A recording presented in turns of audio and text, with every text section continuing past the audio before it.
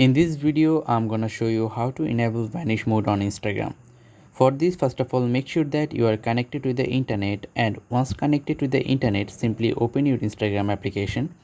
Then click the messenger icon on the upper right corner. Tap on this messenger icon. Before that, we need to know what is the vanish mode. Suppose if you want to secretly text someone and the message will be automatically deleted when the conversation is over, then vanish mode is for you. To enable this option, select the person you want to talk to in vanish mode. So I'm gonna select a person. So here you go. Now simply swipe up your screen.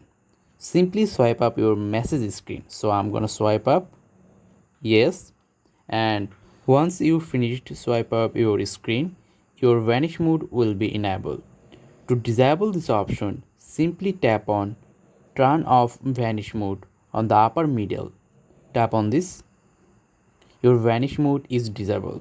So in this simple process, we can easily disable or enable vanish mode on Instagram. I hope you understand the full video. If you have benefited from this video, please like this video, subscribe to the channel, and see you in the next video. Till then, take care.